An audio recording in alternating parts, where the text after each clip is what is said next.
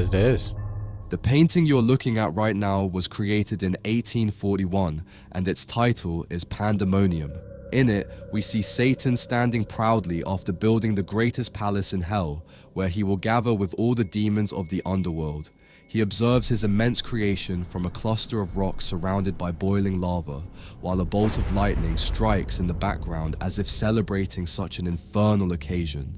In the distance, like tiny armies, we can see rows and rows of followers marching in praise of their leader, waiting for the order to finally approach him. John Milton was a master of creating monumental and extremely dramatic paintings. Throughout most of his career, he focused on biblical stories filled with apocalyptic landscapes and exceptionally dark settings that make us feel incredibly small, and this painting was no exception. Pandemonium was not a place imagined by the artist. In fact, it is the name given to the capital of hell in the famous 17th century poem Paradise Lost by John Milton.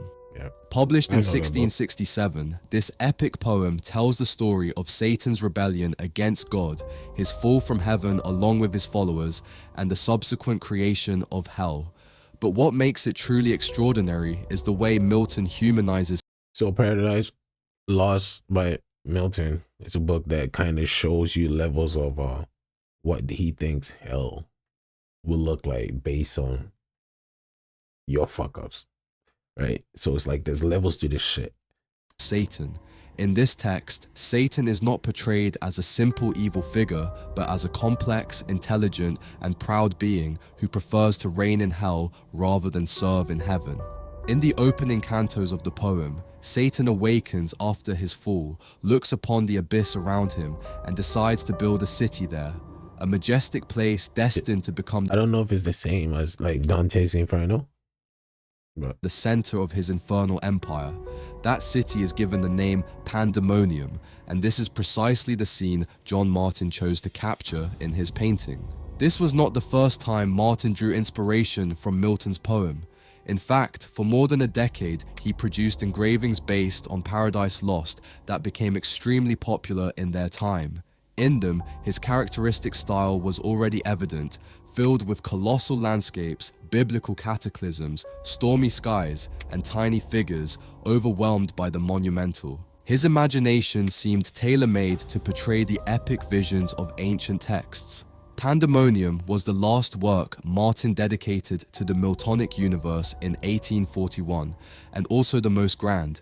In it, he not only represents a key scene from the poem, but also brings together everything that obsessed him as an artist: chaos, glory, destruction, and of course, the opportunity to depict all of it on a gigantic scale, as if the viewer were witnessing the apocalypse itself. Now, although the inspiration for this work comes from a purely fantastical vision, its architecture is not entirely invented. In fact, if we look closely, the general structure of the building at the center of the scene strongly resembles the Palace of Westminster, the same one that today houses the British Parliament, and that is no coincidence. John Milton was living in London when the new building began construction after the fire of 1834. The entire city was aware of the project, and the Gothic revival design proposed by Charles Barry became a major topic in the urban landscape. Milton, as an artist deeply interested in the monumental and the dramatic, found in these real structures the perfect inspiration to imagine the capital of hell. When you place both buildings side by side, the similarities become striking in the rhythm of the columns, in the geometry of the facade, and of course in the overall grandeur. The most noticeable difference is that in the lower part of the building, Milton added a series of arches that raised the entire structure above a river of boiling lava. And on the facade, if you look carefully, you can see carved figures of coiled serpents, giving it a much darker appearance because we are no longer looking at a human construction, but at an infernal temple. As for the river flowing beneath the scene, it is not just an aesthetic element. This incandescent current is a symbolic and rather direct representation of the River Thames as it existed in the 1840s. At that time, the river was a genuine sanitary threat to the population. London faced constant cholera outbreaks, and its waters were so contaminated by human and industrial waste that the smell could be detected from several kilometers away. It was, quite literally, a foul and dangerous river. What is most interesting Crazy. is that years before painting Pandemonium, John Milton had proposed an ambitious infrastructure plan to clean up the city, a network of sewers Oh, is it the guy that built that London sewage or something? and canals crazy. that would have prevented many of the diseases that later devastated the One of the craziest layers that I think. population. However, no one took him seriously and the proposal was rejected.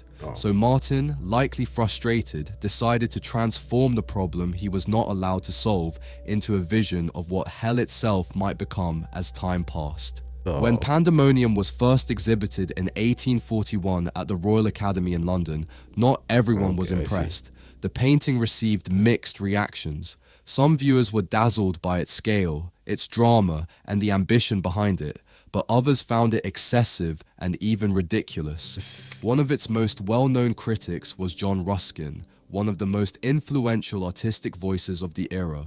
Ruskin had a very particular idea of what art should be.